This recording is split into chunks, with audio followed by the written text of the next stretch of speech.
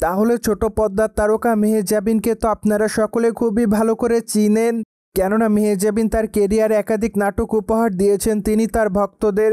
তাই তো অবশ্যই অল্প সময় তিনি তার অভিনয় দক্ষতার জন্য তার ভক্তদের মধ্যে আলোচনায়। বাই দ্য ওয়ে, মেহেজাবিন মাত্র কয়েকটা দিন আগে সাবা শিরোনামের একটি চলচ্চিত্র অভিনয় করেছেন।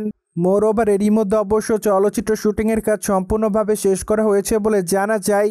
কিন্তু দুঃখের বিষয় যে চলচ্চিত্রটি এখনও বাংলাদেশে মুক্তি পায়নি। তাছাড়া 2025 সালে চলচ্চিত্রটি বাংলাদেশে মুক্তি পাবে বলে জানা যায়। অন্যদিকে চলচ্চিত্রটি এখনও বাংলাদেশে মুক্তি না পেলে বেশ কয়েকটা ফিল্ম ফেস্টিভ্যাল অনুষ্ঠানে প্রদর্শন করা হয়েছে। তাই তো আগামী দিনে চলচ্চিত্রটি সৌদি আরবের রেড সি ইন্টারন্যাশনাল ফিল্ম ফেস্টিভ্যালে প্রদর্শন করা হবে। মোরওভার উক্ত অনুষ্ঠানটি অবশ্য 5 ডিসেম্বর সৌদি আরবের জেদ্দা শহরে বসবে।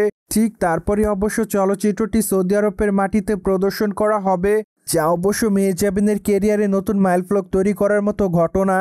বাই দ্য ওয়ে, বর্তমানে মেহেজাবিনকে চলচ্চিত্রের পর্দায় একটু বেশি অভিনয় করতে দেখা যাচ্ছে, কেননা আপাতত এই তারকা নাটকের পর্দায় অভিনয় কমিয়ে দিয়েছে। তাই তো আপাতত এই তারকাকে ছোট পর্দায় নিয়মিত অভিনয় করতে দেখা যায় না। কিন্তু আগামী দিনে এই তারকা ছোট পর্দায় কম অভিনয় করলে ওটিটিতে নিয়মিত অভিনয় করবে বলে জানিয়েছেন, কেননা ওটিটির পর্দায় এই তারকার কাছে গল্পগুলো ভালো মনে হয়। তাই তো তিনি ওটিটির পর্দায় নিয়মিত অভিনয় করতে রাজি আছেন বলে জানা যায়। প্রসঙ্গত, মেহেজাবিনকে সর্বদাই সামাজিক যোগাযোগ মাধ্যমে অ্যাক্টিভ দেখা যায়, কেননা সেখানেই তারকা তার এভরিডের আপডেট তার ভক্তদেরকে উদ্দেশ্য করে আপলোড করেন।